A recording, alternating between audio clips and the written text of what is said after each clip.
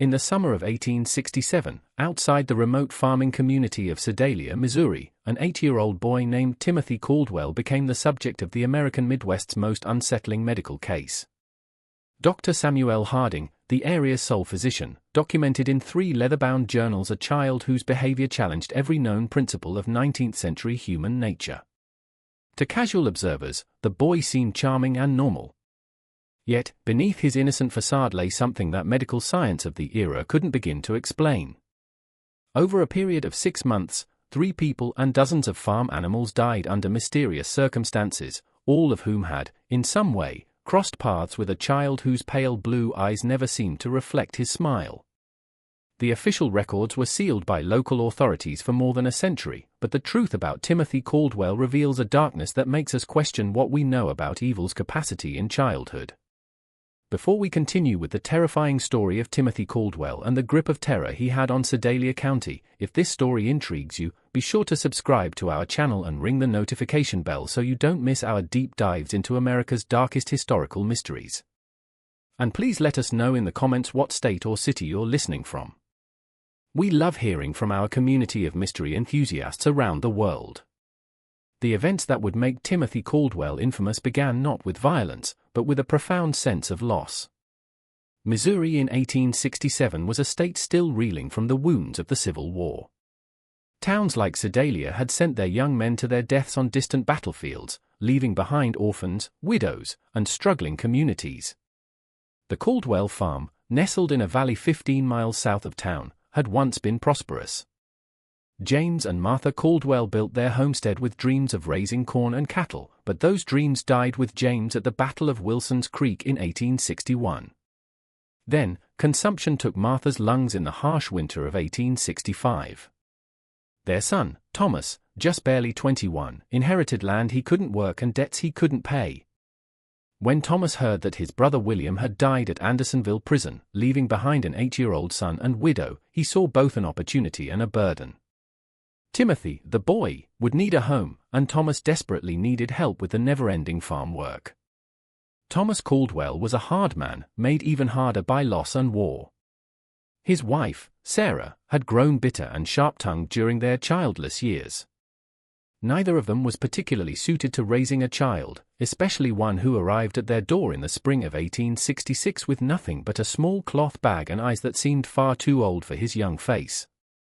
Timothy Caldwell was small for his age, with pale skin that burned easily in the Missouri sun, and blonde hair that his Aunt Sarah kept cut short to ward off lice. He spoke little of his life before the farm, offering only fragments when pressed. His father had been a soldier. His mother coughed up blood. He had lived with neighbors for a while after she died. What struck most adults about Timothy was his extreme politeness. He always said, "Yes, sir," and "yes, and never complained about punishment or work. In every way, he seemed like the model of a well-behaved child. Dr. Samuel Harding first met Timothy in June of 1866 when the boy came to town with his uncle for supplies. Harding, a Missouri Medical College graduate and one of the few formally trained physicians west of St. Louis, had developed a keen eye for reading people during his years of treating Union and Confederate soldiers. Something about the Caldwell boy unsettled him, though he couldn't pinpoint what it was. Harding would later write in his journal that the child was perfectly respectful. He answered questions directly, maintained appropriate eye contact, and showed none of the shyness or fidgeting typical of rural children encountering strangers. Yet, I found myself deeply uncomfortable in his presence. His gaze held an intensity that seemed to suggest he was studying me with the same clinical interest that I typically reserved for my patients. The farming community around Sedalia was small enough that everyone knew everyone else's business. The Caldwell farm was isolated, but not so isolated that neighbors didn't notice things. Mrs. Eleanor Patterson, whose property bordered the Caldwell land, often saw Timothy working in the fields or tending to the livestock.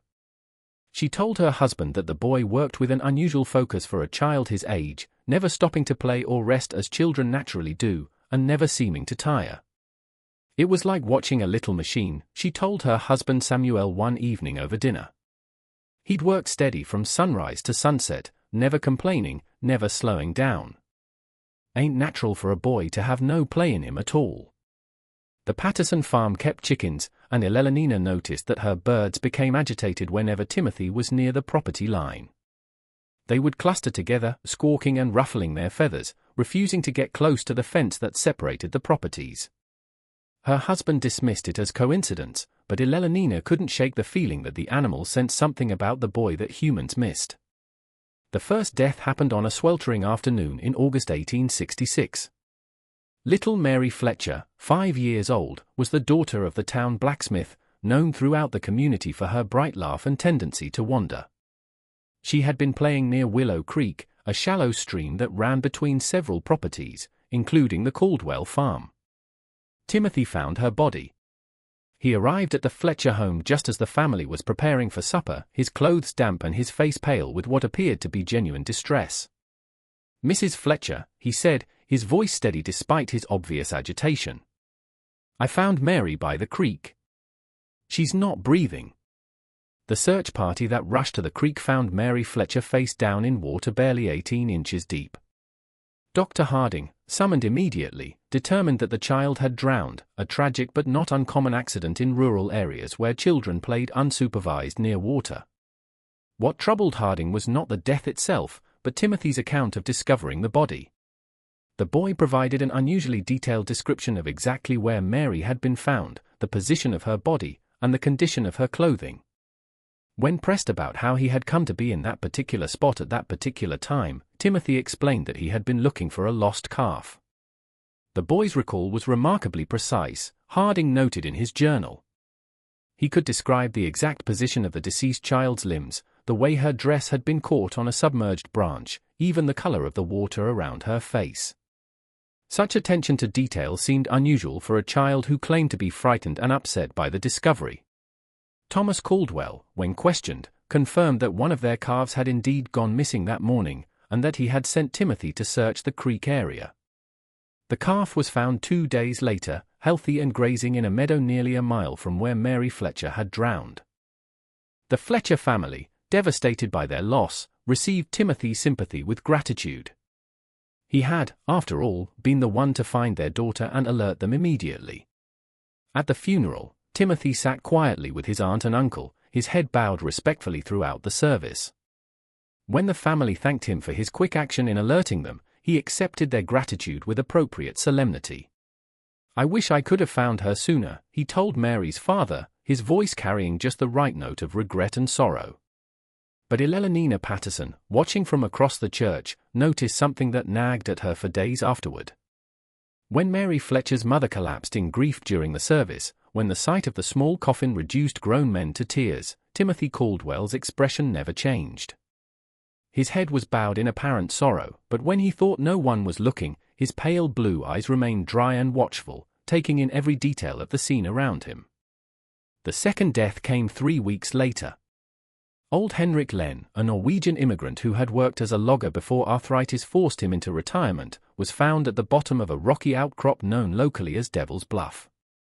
The bluff overlooked the creek where Mary Fletcher had drowned, and Henrik was known to climb there regularly to check on the wild beehives he tended.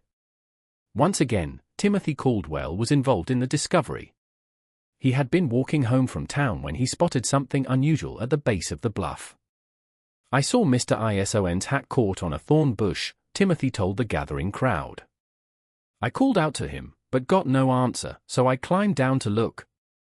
Henrik Larsson was dead, his neck broken from what appeared to be a fall from the top of the 40-foot bluff.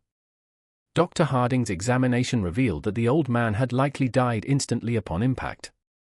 The only unusual aspect of the scene was the presence of several dead bees scattered around the body, far more than would typically be found away from a hive. "Mr. Larsson knew those bluffs better than any man in the county," Samuel Patterson told Dr. Harding after the examination. "He'd been climbing up there for 3 years. Never had so much as a stumble. Don't make sense he'd fall now." Timothy, when questioned, suggested that perhaps the old man had been stung by bees and lost his footing. "He was always talking about how angry they get when you disturb them," the boy said. "Maybe they swarmed him and he got confused." Dr. Harding found Timothy's explanation plausible, but something about the scene bothered him. The dead bees were all clustered in a small area directly around Henrik's body. If the old man had disturbed a hive at the top of the bluff, there should have been more evidence of bee activity along his presumed path of flight and fall. Instead, it appeared as though the bees had somehow been concentrated around the impact site.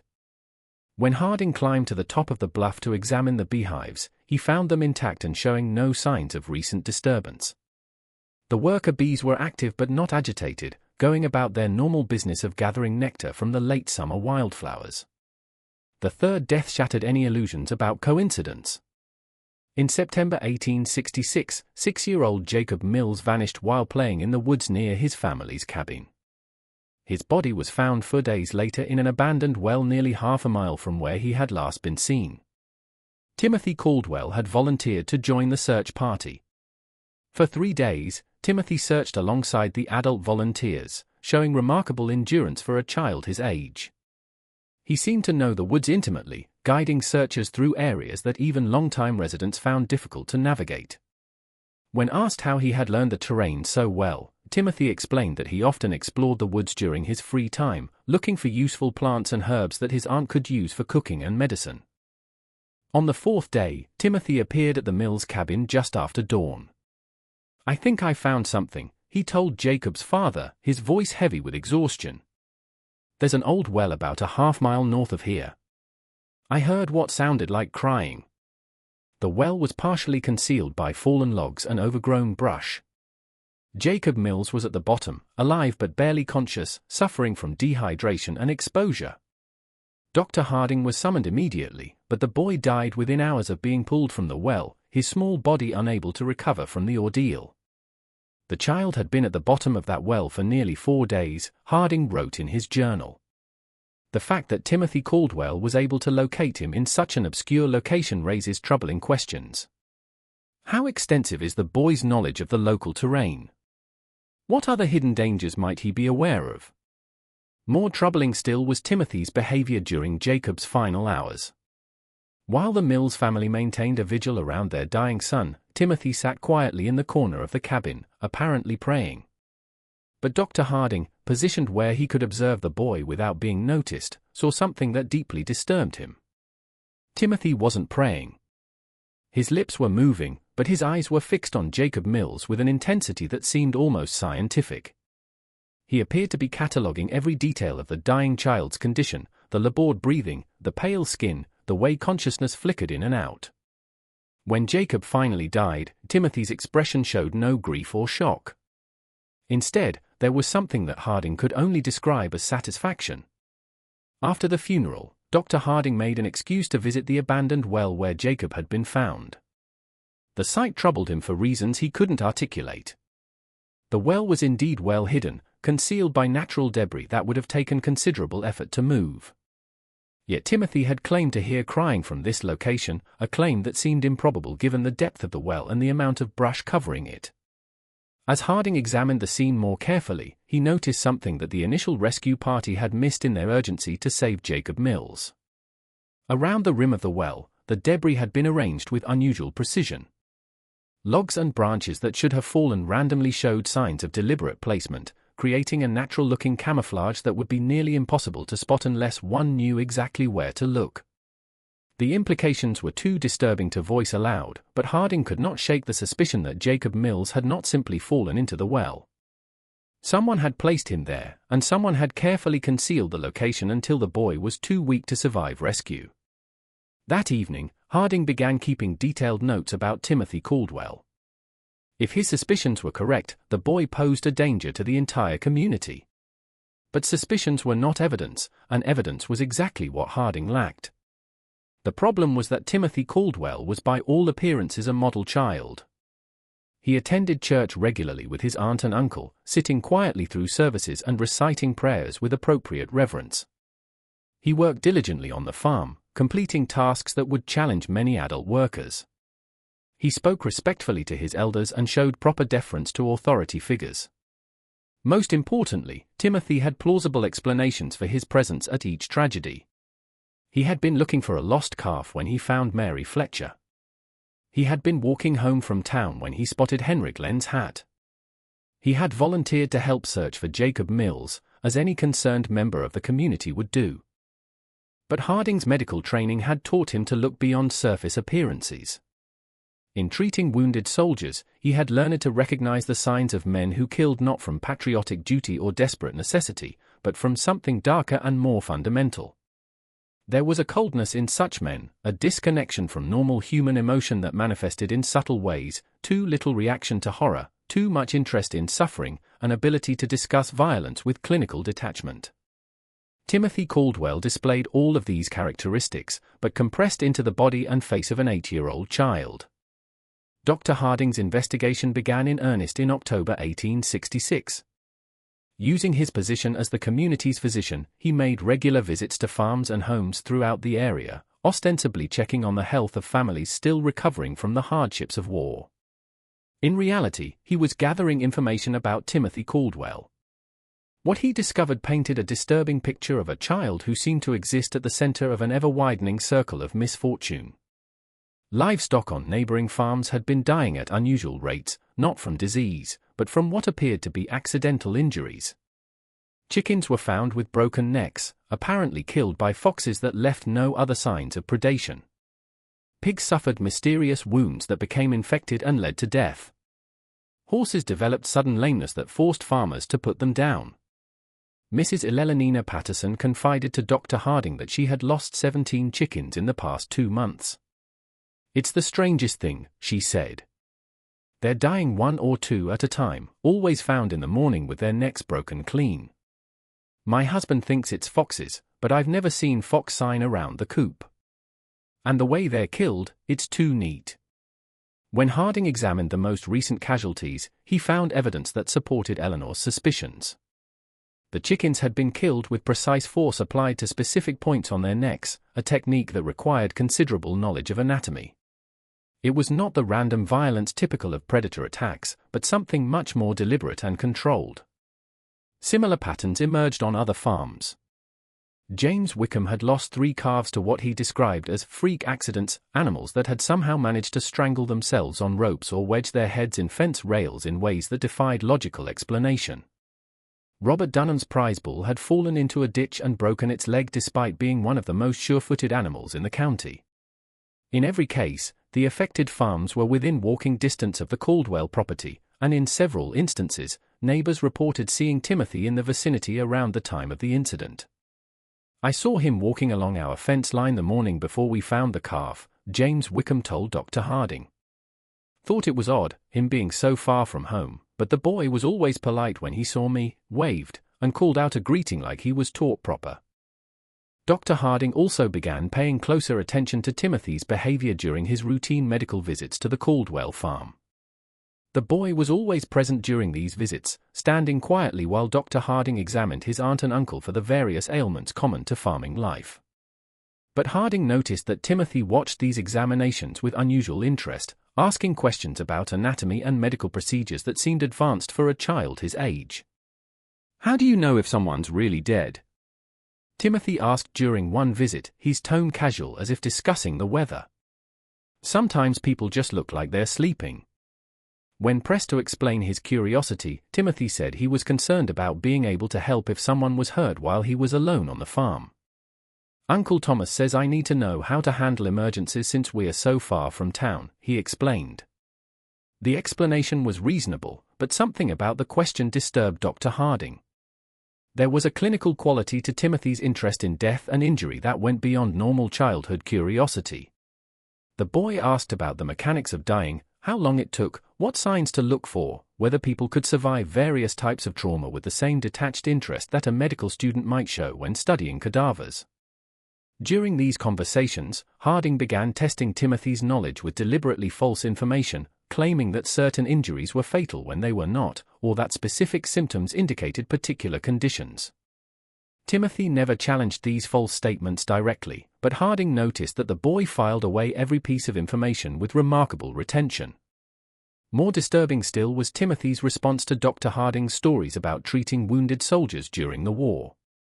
While most children showed appropriate shock or sadness when hearing about battlefield injuries, Timothy listened with rapt attention, asking detailed questions about wound patterns, blood loss, and survival rates. "Did they scream a lot when you cut off their arms?" Timothy asked during one such conversation, his pale blue eyes fixed intently on Dr. Harding's face. Or were they too hurt to make noise? The question, delivered in Timothy's characteristically polite tone, sent a chill through Dr. Harding that he would never forget.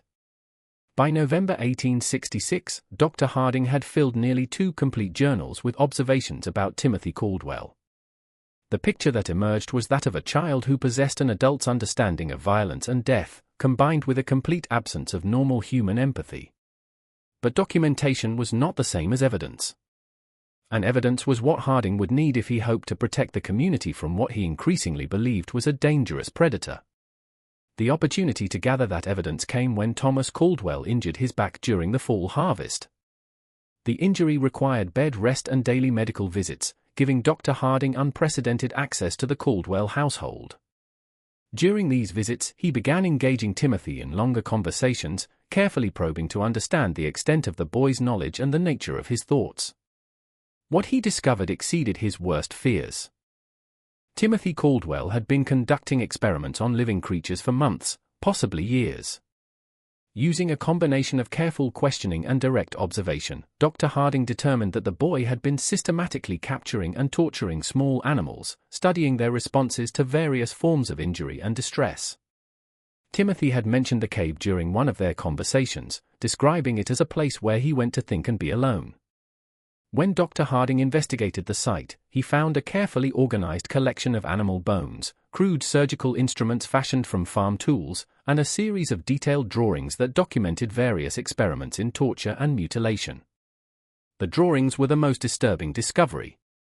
Rendered with surprising artistic skill for a child, they showed rabbits, squirrels, birds, and larger animals in various stages of dissection and injury. Each drawing was accompanied by notes written in Timothy's careful handwriting, describing the animal's reactions, the time it took to die, and observations about which methods caused the most suffering.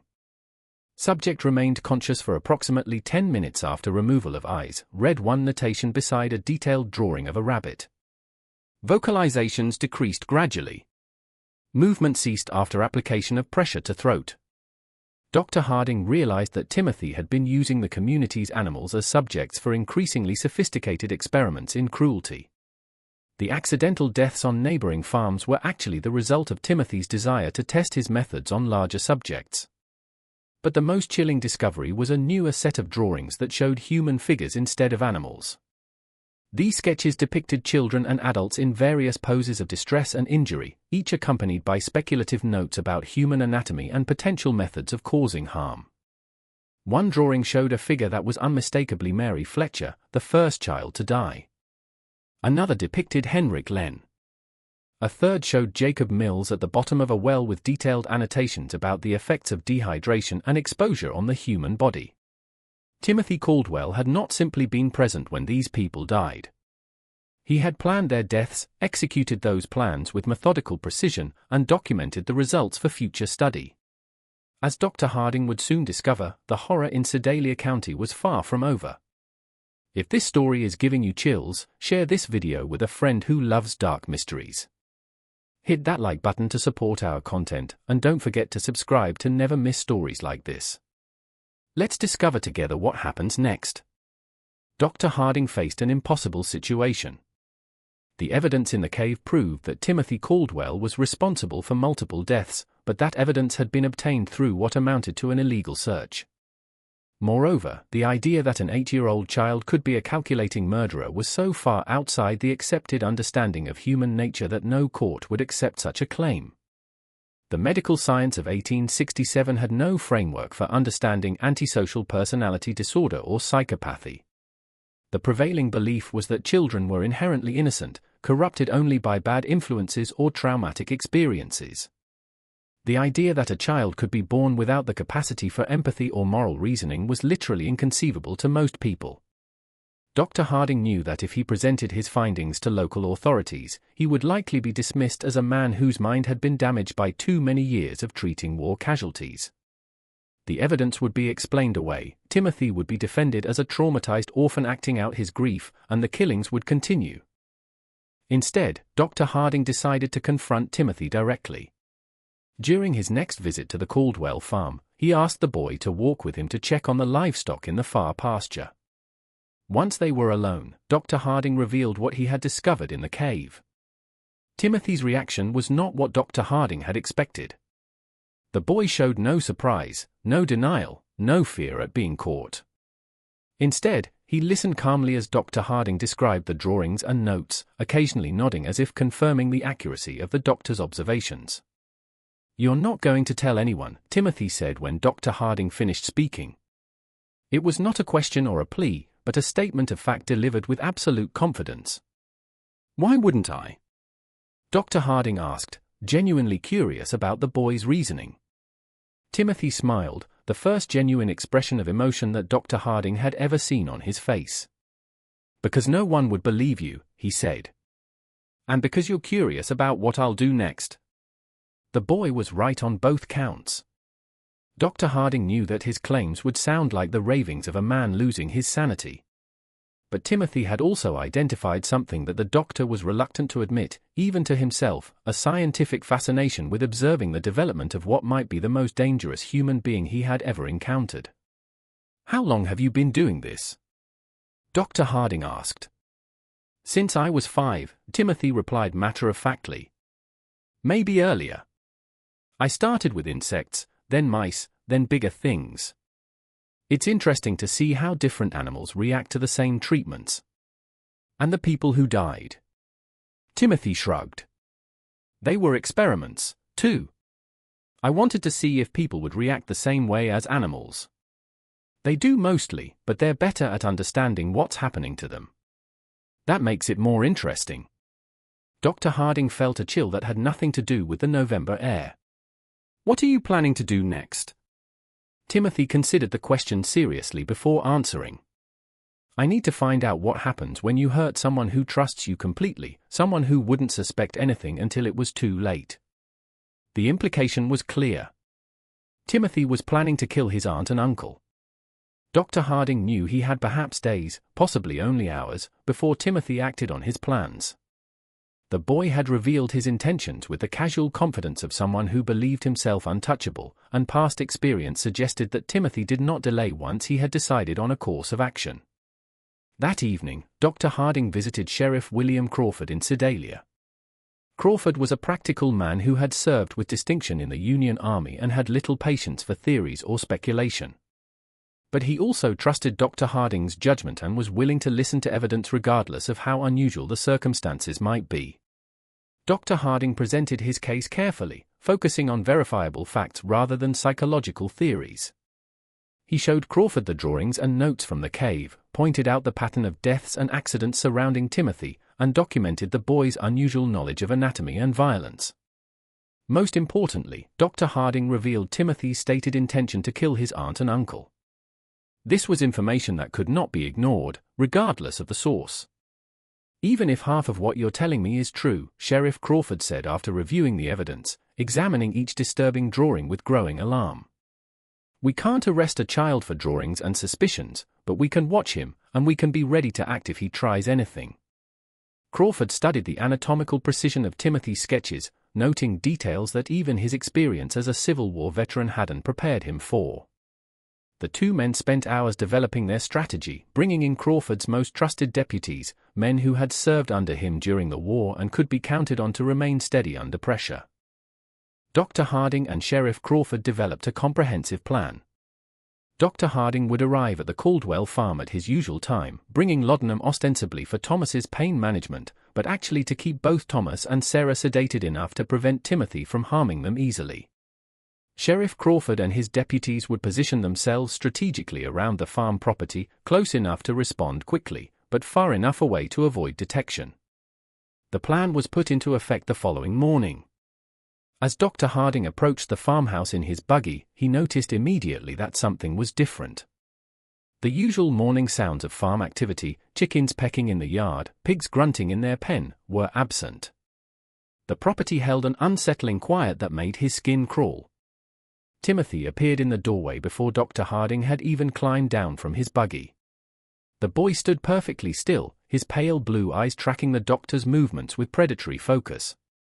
He was dressed in his usual work clothes, but Dr. Harding noticed that Timothy's sleeves were rolled up past his elbows, and his hands appeared to have been scrubbed recently, the kind of thorough cleaning that suggested preparation for messy work. "Good morning, Dr. Harding," Timothy said, his voice carrying its characteristic politeness. But something underneath had changed. There was an anticipation there, an excitement that the boy was struggling to contain. "I've been waiting for you." The word sent a chill through Dr. Harding. Timothy's use of waiting suggested that he had been expecting this visit, had perhaps even been counting on it as part of whatever plan he had set in motion. Inside the house, Dr. Harding found Thomas and Sarah Caldwell in their bedroom, both apparently sleeping peacefully. But as he approached Thomas's bed to check his condition, he noticed that the man's breathing was unusually shallow, and his skin had taken on a grayish pallor that suggested more than natural sleep. "What did you give them?" Dr. Harding asked quietly, not turning to look at Timothy, but knowing the boy was watching every move he made. "Just some herbs I found in the woods," Timothy replied, his tone innocent, but his choice of words deliberate. "There are so many interesting plants growing wild around here. Some of them have very useful properties." Dr. Harding checked Thomas's pulse and found it weak but steady. Sarah showed similar symptoms. She was deeply unconscious but still alive. Whatever Timothy had used, he had been careful about the dosage. The boy wanted his victims helpless but alive, at least for now. "They're not going to wake up for several hours," Timothy continued, still standing in the doorway, blocking the only escape route.